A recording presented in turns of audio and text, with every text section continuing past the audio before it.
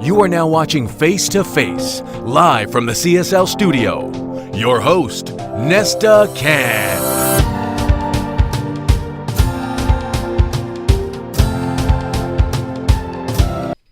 Good morning and welcome to another episode of Face to Face. Yours truly, Nesta Cann. And today we have a special guest in the studio. She goes by the name of Isis. Hello. How you doing? I'm good. How are you? I'm good. So what's new? What have you been up to? Well, I mean, I've known you for many years, and most people knew me years ago from being a DJ. Fatal Angels. Fatal Angels, pretty much on the soca scene. One of the first female. Soca DJs. Right. They had others before me, so I won't take that away.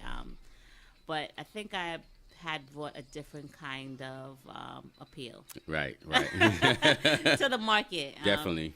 Yeah, and now I'm doing other things. I am a yoga instructor. I also have a womb wellness website, and I also have a daycare. Nice. So I have a couple of things going on. So what made you decide to get into the health and wellness business? Oh, you really just jumped into a really good question. So my main reason for jumping into the wellness market was in 2015 I had a miscarriage. Oh wow. Yeah, and it was really far into the pregnancy, and after that it something in me just really changed. Before that I was kind of going through a change as well, right. Where I had stopped DJing because I wanted to have more kids. And as much as men tell you, oh, so sexy that you're DJ, it was really hard to find a relationship. It would start off fine, but then, being out every night. Yeah. Nobody wants a club girl. I would get all those kind of comments. So I wanted to have more kids, so I had to make, like, a conscious effort. Like, do I want my family or do I want to DJ? Music was a love I had. I still love music. I still love DJing, but I just wanted to grow my family. So had the miscarriage in 2015, and before that I wouldn't say I took being pregnant for granted, but it just wasn't around me where I knew many people who miscarried. Like, I know a couple of people, and then once I had the miscarriage, it was just like so common, being in the hospital, because I was in the hospital for a couple of weeks trying to save the baby, on bed rest, because my water just broke suddenly one day. It just broke. So, talking to the different nurses, and every single person that came in the room, while I was in hospital, trying to save the baby. And after I miscarried, the common thing was like, yeah, I've had a miscarriage. So it was like so common. Wow. More common than I ever knew or expected. So then after that, I went to Trinidad, and I spent a couple of weeks there because I have a family daycare in my home.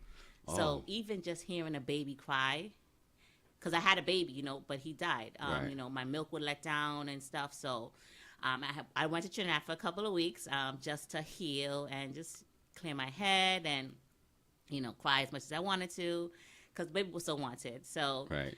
I just started researching, and I was like, how common is miscarriage? Very common. Why are so many women having miscarriages? And in finding in my research, it's not our fault. We never know exactly why. Sometimes you have a specific reason as to why you miscarried. They really didn't have an answer for me, but I just found like, having a baby is like, we're like amazing, to even be able to carry a baby. We're a vessel that God uses to deliver babies. Right.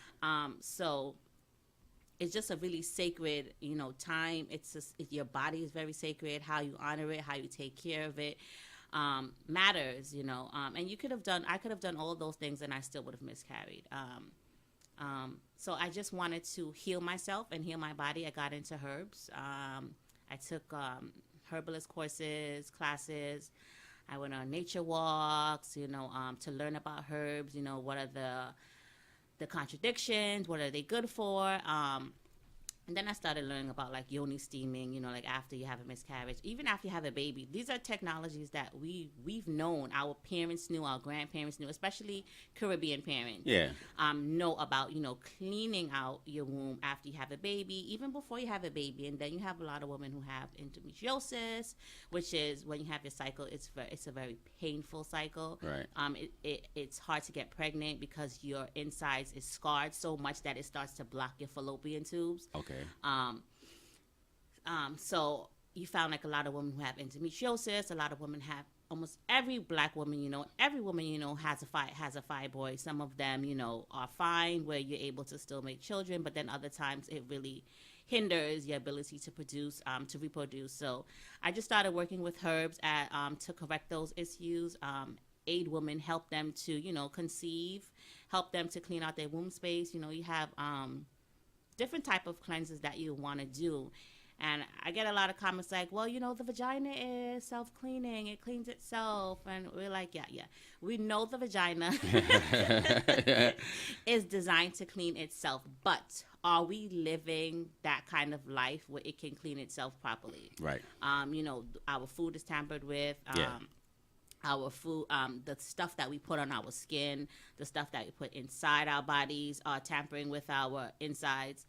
So you need help. Yeah. You need help. So you need to cleanse out your womb space. If it's not monthly, every other month, if you have certain issues, there are things that you can use that are natural. Like I always say, God made the earth. He made it with all these healing plants and herbs. We should be utilizing them. They're really cost effective. If you know where to find it in the wild, you can find it. You always honor the sacredness of the herb. But these are modalities that God gave us, and it's for us to tune into it and use them, to heal ourselves. So that's pretty much how my baby, Divine Sacred Space, was birthed. Yeah, I was going to ask you about it. That's the name of your business? That's the name of the business. Divine Sacred Space. It's a womb wellness website that just really... it's just not for women, but I've just been working with the woman platform for now. Right. Because I have another thing that I want to make, because I have a lot of women that send me emails. I get like thousands of emails. Oh, really? About, after having sex with their partner, they're getting like yeast infections, they're getting bacterial vaginosis. And this could like really damper your sex life. You have an odor, you don't like how it smells, too much secretion. Even though I think secretion is fine, but does it carry a smell? And you have a lot. Yeah. So tell us about this, more about the yoni, and for people who don't know, who are unaware about the yoni and the yoni egg. I see I do the yoni eggs. Yoni eggs, yeah. So everything that I sell on Divine Sacred Space is to help you. So I'm into like crystals and their healing properties. So yoni eggs, you don't have to put it in your vagina, but it's made to be put in your vagina because you put it in your vagina. They have different sizes, so you can go from a large, and this is for a woman who has birthed a baby, or who has is of a particular age, like maybe a woman over 40 would use a large yoni egg, because as you age, the walls of your uterus start to weaken, your pelvic floor starts to weaken. Oh wow! So you have to do things to tone it up, and it's not about I want a tight vagina. It's about toning it up, because sometimes after you have a baby or with age, you start to like leak. Where you can't hold your urine as much as when you were younger. So this is pretty much just to strengthen your pelvic floor, the yoni egg. And also a lot of people will sell the yoni eggs with the string, and I chose to sell the yoni egg without the string, because on top of it, being used to do your Kegels and tighten your pelvic floor muscles, I also believe in the healing properties of the yoni egg. So, like, you have different yoni eggs, and they're all natural. They're not man-made. They're found in different parts of the world, India, China, different parts. Africa, we'll harvest these stones and have them carved into yoni eggs. And different stones have different healing properties, if you believe in, like different chakras, like by color. So let's say like, you want to have a baby, you're looking for love, you would use like a yoni egg called rose quartz. It's different kind of eggs. So you would read it up. I have like huge descriptions on the website. So it's pretty much for you to read up on the yoni egg, and whichever one resonates in your court, that's the yoni egg I always tell them to choose. Okay. And they're different sizes. So if you're over a certain age, you would get the large. If you've never had a baby, you would use a medium. And then if you're like an expert, you would use a small. And it's pretty much the smaller the egg, the harder it is to keep in. Oh, does it hurt? No, it doesn't hurt. You know, people actually have sex with it as well. It Really? it enhances your sex life. It keeps you lubricated. So some people use it. Egg? Imagine a guy going inside there and feeling something. Egg. Yeah, That sounds he'll weird. feel it. It's a little It just seems weird. So, what other services do you offer? I see you do. You say you do yoga, right? Are you a yoga teacher? Yes, I am a certified yoga teacher. Okay. The type of yoga that I teach is Bikram yoga? No. Oh. That's that, That's that hot sweat yoga. Yeah, that's that, the intense, yeah. the popular yoga. I actually teach Kundalini yoga. Oh, wow. And I always say like it's more of a spiritual practice. Right. Where the way we dress to the way we carry ourselves is totally different than other styles of yoga. All yogas are a science. It's a technology that's used, because in this crazy world, you need something to balance you off. Right. Even me, as calm as I am, I'm saying at times it's like, I need to go to yoga. Like things are getting really crazy and I need to trace back. So it's just a tool. It's a good tool. It makes you live a better life. It keeps you healthy. You learn a lot about yourself, about your body, about your limits. So I've been doing it for maybe like 5 years now. Okay. And I got certified in 2015. Yeah, 2015. Yeah. Oh, you got to get certified for it as well? Yes. Okay. Yes, I did the teacher training because the best way to learn something is to learn how to teach it. And I've always been a teacher by nature. Like I have my degree in early childhood education. So the best way for me to have absorbed that knowledge was to learn how to teach it to others. So then I just went on to teach. Nice. Teach it. Yeah. So what other products do you offer? I see you have like sage on Yes. your site, and you also have something with the coconut water. Coconut for the teeth. Coconut oil. Oil pulling. Pulling, right.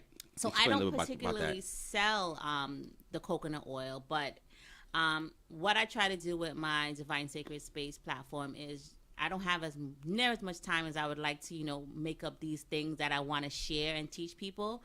But oil pulling is a common way that you would put the oil in your mouth and you would swish it around, and it helps to draw out the toxins in your body. So you would do that for about 20 minutes every day. Before you brush your teeth, or don't brush your teeth? You can do it. So I do it two ways. Sometimes I feel like I would like to brush my teeth. Okay. Because I've heard people say the first thing you should do in the morning is drink a cup of water, but I always feel like you need to rinse out your mouth first. Yeah, rinse out your mouth That's first. just Yeah. my personal preference, but they do recommend that you do it before you brush your teeth. Okay.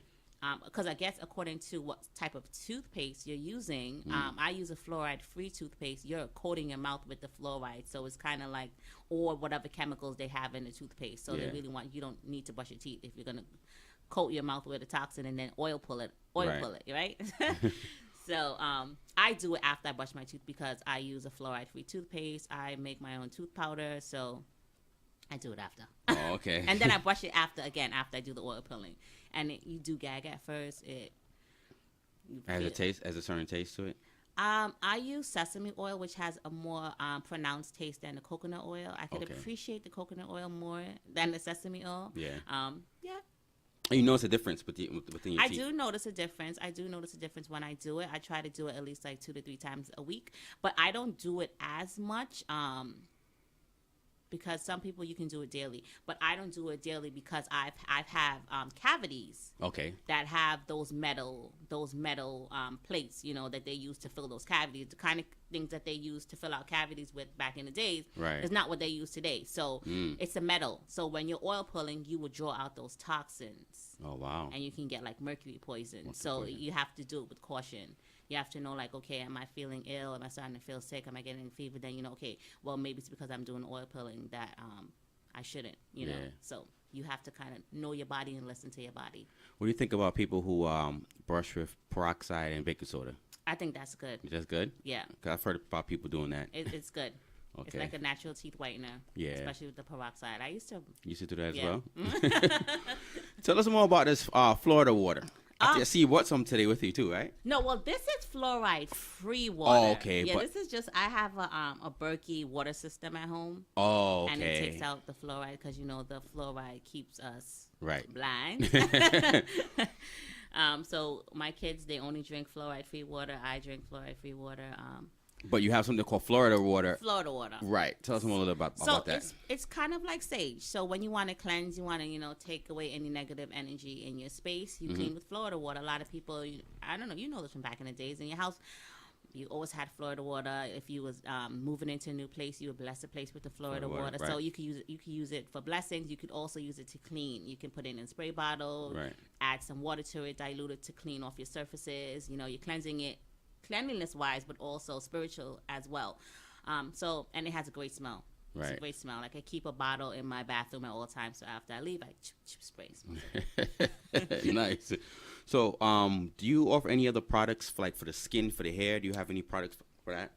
Yeah. So I have so much things that I still have to create. I feel like I just don't have enough time because I have my 2 small daughters that keep me. I have 3 kids. My son he's 17, so he's kind of like in video game land. Yeah.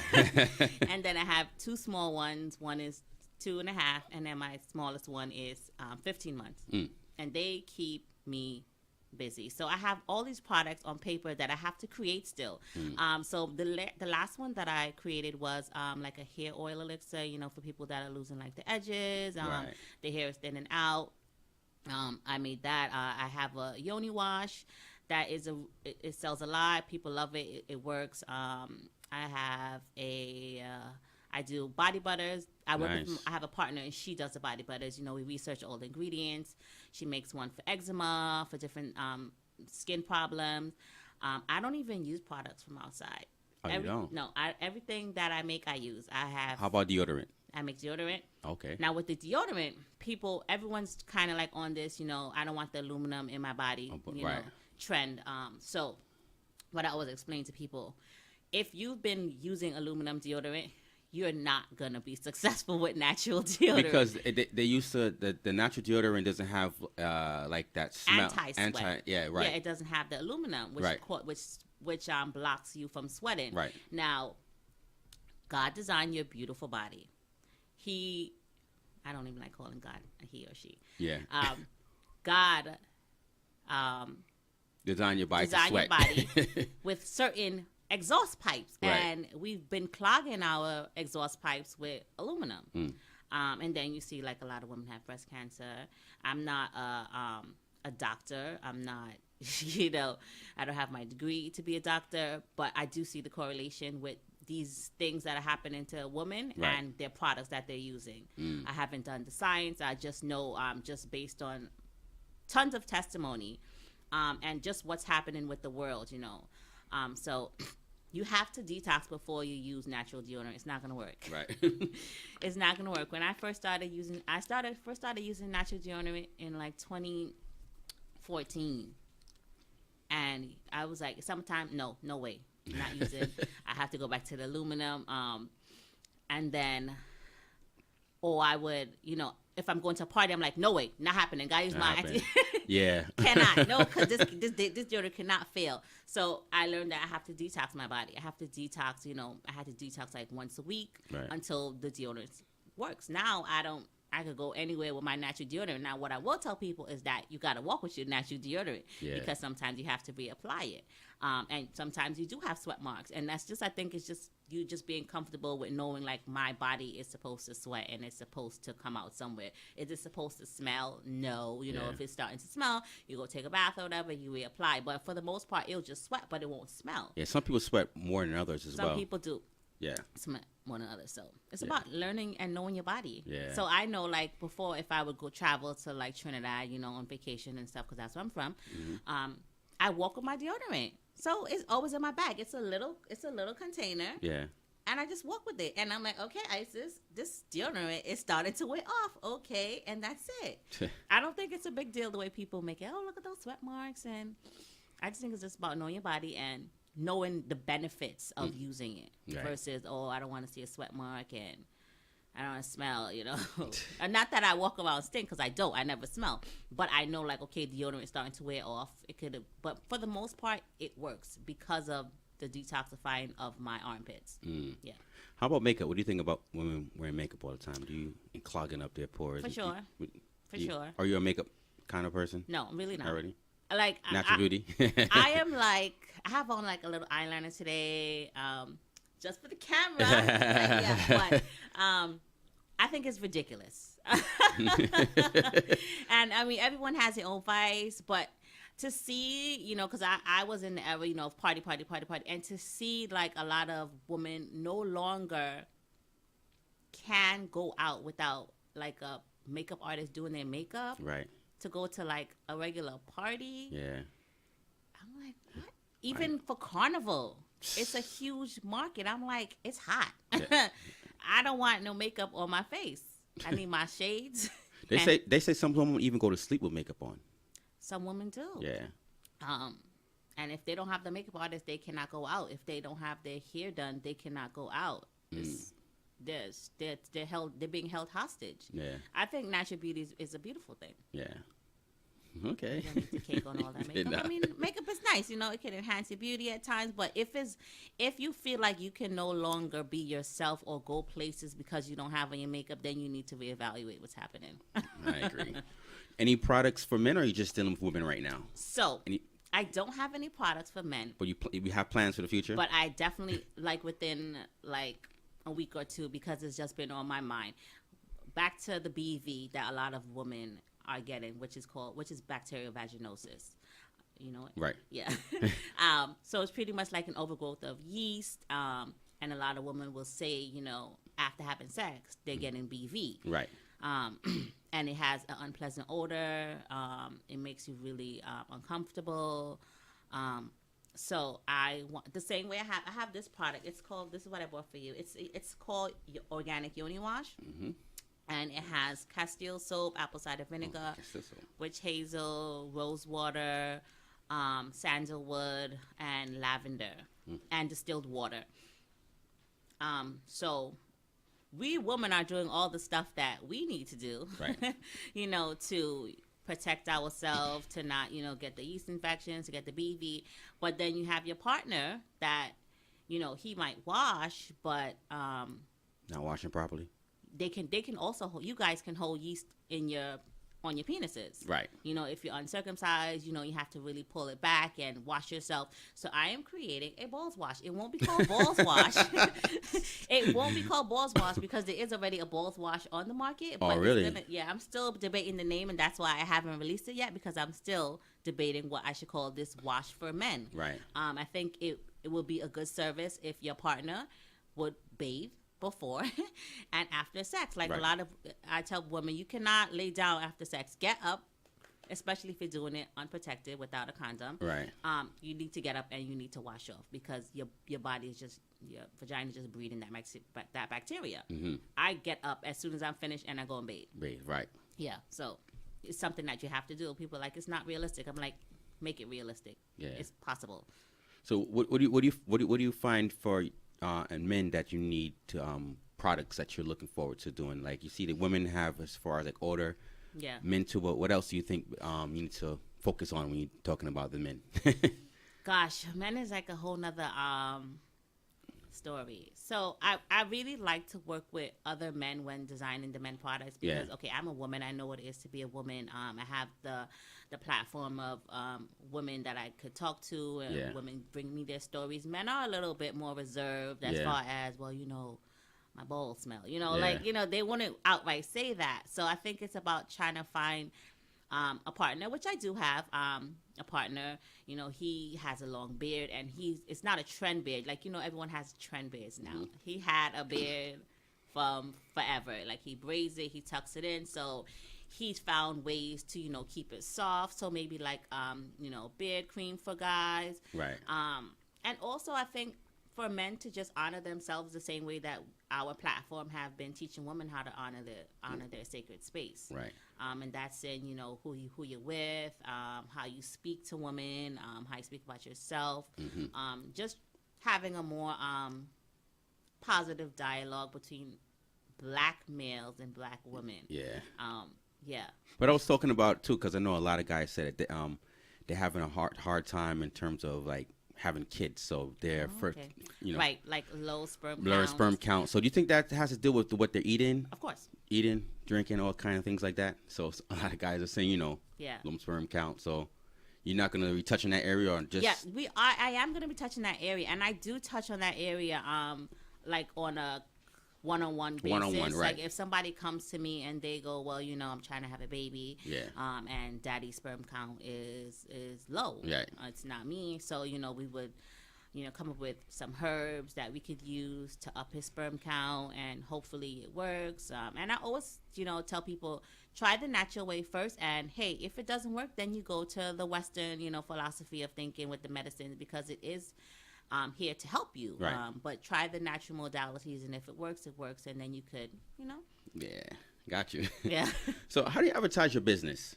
Well, I mean, I am just elated the way Instagram is. I feel like it has created a platform to sell anything that you want to sell, right. you know? And I don't think my business would have been as successful if I was just kind of like, you know, maybe trying to get a storefront and just, you know, maybe taking out ads on the internet. Right. I just think Instagram gives a huge platform to worldwide. Yeah. Yeah, and I've always had this thing on my vision board, because I'm into vision boards. So I've always had this, like, online business. It just said online business. Yeah? Right. And at first I thought it was going to be like a clothing business, you know, like finding, at that time I was into like partying and stuff. So I was like, you know, party clothes, this is going to sell. Yeah. So I just had online store on my vision board. And then like a couple years later, I'm like, wow, you know, once I started Divine Sacred Space, I look back at my vision board. I'm like, oh, so it wasn't a, you know, an online boutique, you know, clothing store. I manifested an online store, but it's for something totally different that I'm passionate about, and it works. So I really have to give it to Instagram that I'm able to reach the audience that I need to reach, right. To provide the services that I have. And I also do the yoni steaming as well. We didn't talk about the yoni steaming. Well, let's talk about yoni steaming. So, like we talked about a little bit before. The yoni steaming is something that we did after we had a baby. We would sit over a set of herbs. Okay. Hot herbs and water, and pretty much just clean out your womb space. Okay. You have the right after you have a baby, or you can also do it, or you also do it like monthly, like before your cycle or after your cycle, just to clean out, you know, whatever excess blood might be there. Right. And it works. You know, it works for women who have painful cycles every month. You steam, you'll start seeing the results. It'll lighten up your cycle. It wouldn't be as heavy. So it's just about, you know, teaching these women what we already knew. Yeah. Yeah, because I'm like, Mom, why didn't you never tell me about this? And she was like, girl, we did that, you know. Yeah, growing up back home, yeah. After you make a baby, you know, you sit over your bucket and, you know, you clean out your womb space. So it's just reintroducing these ancient technologies that we've always had. Do you think it's because a lot of parents these days are not, like, teaching the younger women, like how your mom and our parents knew? Yeah. Like our generation is not teaching the future generation about how our parents raised us. You think it's because of that? Yeah, I think. If you kind of know what I'm. Yeah, I definitely know what you're talking about. I feel like as parents, we are doing a disservice to our kids by not passing on these traditionals, by not instilling certain things like you have. I mean, and I'm not like because the younger females now might feel like, ooh, like, you know, don't want to get too, you know, don't feel comfortable talking about these kind of things, you know. I mean, the millenniums, they're definitely into it. The older women also are really much into it, but I think from parenting style, I won't say like, okay, there's certain roles for women and there's certain roles for men, but I think you should, you know, teach your children how to cook. Yeah. Teach them how to clean. Yeah. Because I have a group family daycare, And every summer, I would bring in summer youth employment. Okay. Children. And to the point where I stopped because it became so difficult to work with these young teens that they were exhausting me. So last year I didn't want any of them. And this is just basic stuff like cleaning, things that they should know from home. Right. They don't know how to clean. They don't know how to sweep. They don't know how to pick weeds. Not weeds. We have a garden. Right. Simple things that you would think, okay, by this age they should be able to do. They can't do it because they don't do it at home. At home, right. So we're not instilling good values in our kids. Today's kids, they're really spoiled. They really feel privileged. And that's a whole nother show. Yeah. So do you teach your daughter about the yoni and all that and stuff as well? I do. Like, I was talking to her dad the other day, and I said she has a very heightened awareness of her body, and she's only 2. 2? She's only 2.5. Wow. I think she's been here before. She's my rainbow baby. She's my rainbow baby after my miscarriage. So she was like spoiled. She's spoiled, yeah. Her godmother spoiled her rotten. And she's like, I don't want her as my godchild. I'm like, no, she's yours. But she has a very heightened awareness of her body and how it works. So I potty trained her over the summer. So she still has like times where she doesn't wipe her vagina properly. So, if you don't wipe your vagina properly and you've gone through the whole day, your panty will smell like urine. Yeah. So she has a real awareness of that. She'll go, Mommy, I need to bathe. Really? I need to bathe. At 2? It's stinky. Wow. It's smelly, Mommy. And I don't want her to feel like, oh, your vagina is a stink thing. Don't even use that kind of language. But she is aware, like, okay, I didn't wipe myself good enough for the whole day, and now it's getting evening time, and it has a smell. Right.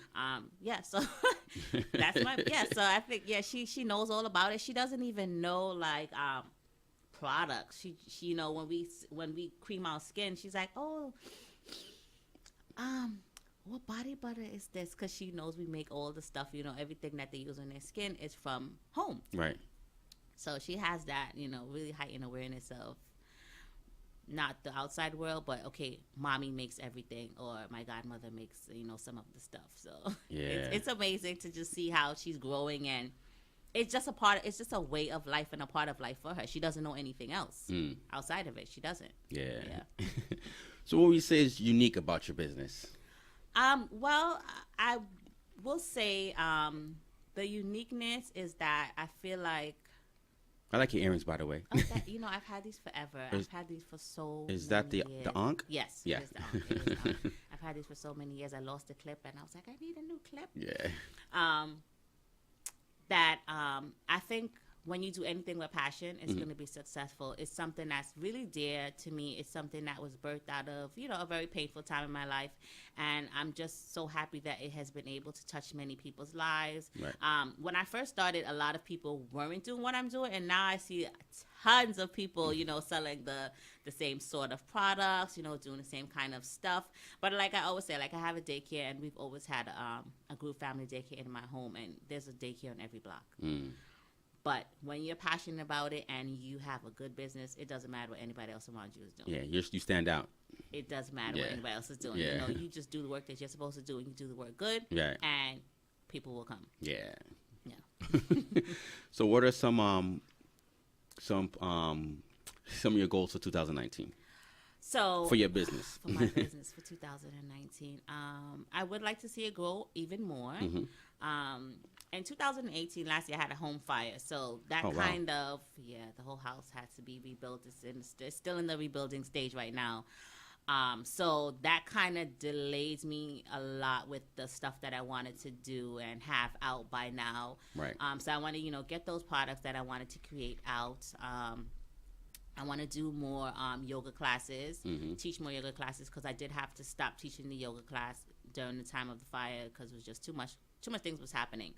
And I also have like a yoni yoga class that I do, where women come together and we do a whole yoga series. We do the yoni egg. We talk about that. We do a series of yoga exercises that work specifically on specific things. Right. So I want to do more of that for 2019 and just find time to do everything that I want to do. and expand my business. Yeah. You got to balance it out with being a parent as well. Yeah. Yes. Yes. I mean, luckily I have the flexibility of having assistants. Yeah. That work like while I'm here. Yeah. I can be here and there. You know, the daycare is still running with the people that you need to supervise. So I have that balance where I have a little freedom during, you know, the weekdays to just create. Right. I just could create and read and just learn. I'm like a sponge for knowledge. Right now I'm trying to learn about stocks. Oh, really? And investing in trade. So I've just been watching tons of videos, buying little stock just to see what they do, trading them just to kind of, you know, wet my foot, because I feel like as Black people we just don't have sometimes the tools to do these things, and it's not extremely hard. I just feel like most times we are taking care of the other things and not really getting to do what we want to do. So that's pretty much it. Just learning and reading and doing more yoga for my own self, you know, teaching yoga and actually getting to practice it. Because while you're teaching yoga, you're not supposed to practice. You're just supposed to. I never knew that. Wow. You're supposed to hold the space for the class. Okay. So I can't be like, you know, I have to hold the space for the class. So I still have to find time where I can do my own practice on my own. As soon as I wake up, I try to wake up by like 4:45, and my daughters are up 5 minutes after me. Really? I could wake up at 3. They're up at 3 or 5. 4 or 5. So once I come off the bed, they're right behind me. Oh, wow. Yeah. So you have your own space at home where you do your... I do. I have different spaces that I could use. Well, I'm in a temporary house now while the house is being renovated. But even if I go to that other space, they find me. They find you. They come out the bed and all you hear is tears and crying and the door knocking. Mommy, where are you? Where are you? So it's very hard. If you had some advice to give to someone who's just starting out their business, what would it be? Do your research. Right. Don't look at anybody else and go, oh, this is easy, because it's very hard to run a business. I think people see it and they think it's something, oh, I could do this. This is easy. It doesn't look that hard. Right. But you have to do your research. You have to know what you're doing. Customer service, I think, is really important. You know, there are times when people don't get their packages. And I'm like, really? Oh, wow. So, you know, I could be like, well, I sent it, you know? Would that make me a good business person? No. So I have to take the loss and resend it. Resend it as far as the product. So now I'm out of product, and then I'm out of shipping because I have to repay to ship it. And as a small business, these things affect you. But I think taking those losses helps your business to thrive. I'm seeing a lot of, you know, comments like, oh, you know, this is the reason why I don't go to Black businesses, because they never, you know, they're just not professional and the way they do stuff. And I'm always like really offended by it, because I'm like, I'm a good Black business owner. Yeah. Like, I think customer service is very important. And you have to be willing to take the risks monetary wise to make your customers happy. So when I hear, you know, I see people saying, I'm like, you guys are nuts. I ordered some stuff over around Black Friday time from Puma. So Puma had a glitch. A bad glitch. Wow. So you pretty much were able to stack coupons on top of coupons. So, yeah. So normally you would only be able to use one coupon at a time. So you're able to use different coupons. So you got off like between 50, 60, 70% off. Right. So it's spread like wildfire. Everyone's ordering stuff. You know, I'm like, oh, I don't even wear Puma. I don't even wear Puma. But I was like, let me get some stuff. I'm going to get the kids some shoes. So weeks later, and I'm like, okay, it's a large time. It's very busy around this time, the holidays. So it's going to take them a little while. Package never comes. Call Puma. I say hi. Calling to find out what the status of my order. My fiance, he ordered some stuff. His stuff was still pending coming, but his stuff came. So I'm on the phone with the lady, and she's like, yeah, you know, sorry about that. Unfortunately, your order was canceled because there was something wrong with the website.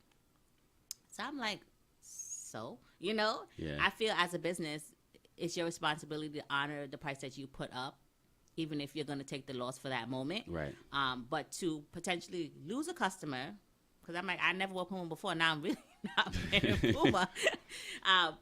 you have to be willing to take that loss. And I said, look at this huge company not honoring. I know. You know, I wanted to speak to everyone. I was like, you're too little. Send me somewhere else. I was like, this is ridiculous. I think you guys should honor it. My website I'm a small business. And you're still honoring. I had a sale around the same time. People had coupon. They had a discount code from another sale that I had ran, and I didn't disable the prior code. So on top of, store-wide 50% off, they were still getting another 30% off their yoni eggs. Wow. I had to honor it. Right. But, they wouldn't come back. If I'm like, well, sorry, it was a mistake. I just think it's really bad business. So we have to do better, as far as, making people feel confident to come to Black-owned businesses because we can do the job. I've been running the daycare that I've had in my home. I've been running that for over 15 years with my mom. Yeah. And when she doesn't want to be there, she's not there for a month at a time. She's in Trinidad. She's having a good time. And we've always run a very professional business. And I think we always had to show the professionalism because it's in a home space. Mm-hmm. It's a group family daycare in a home space. And people coming in, they think, oh, you're a babysitter, And I'm like, no, I'm not a babysitter. I have my degree in early childhood education. I could be working in schools, but I chose to teach in a home space. Right. We have a curriculum. The children are not just sitting here watching TV and doing as they please, and there's no scheduling and stuff like that. So you have to even teach your clients, like, no, this is a business. This is not, she's coming to Auntie Isis' house and just having a good time. Like, there's structure. We serve organic meals. We have a daily schedule. We have forms you have to fill out. So it's a business. So it's pretty much getting that respect that you wouldn't see if they went other places. Yeah. Okay. Well, last but not least, how can people get in contact with you? Website, Instagram, Facebook, website, phone numbers, email, all that good stuff. Okay, so we have Divine Sacred Space. Okay. That's our Instagram page. It's also the name of the website, divinesacredspace.com. You can, if you want to send us an email, divinesacredspace@gmail.com. So it's all Divine Sacred Space, spelled properly, DIVINE, SACRED, SPACE. .com, right? .com. And then I have my daycare. My daycare website is CQUAC Childcare. So it's CQUACCCHILDCARE. That's Instagram. The email, everything's the same. CQUAC Childcare at Gmail, and the website is CQUACchildcare.com. So CQUAC, the acronym, it stands for Children's Quality Advanced Childcare. And then my personal page is Isis the Bright. Yeah. All right, Isis, it's a pleasure having you on the show. Thank you for having me. I enjoyed it. I wish you all the best moving forward. Thank you. That wraps up another episode of Face to Face. Yours truly, Nesta Cann. Take care and God bless.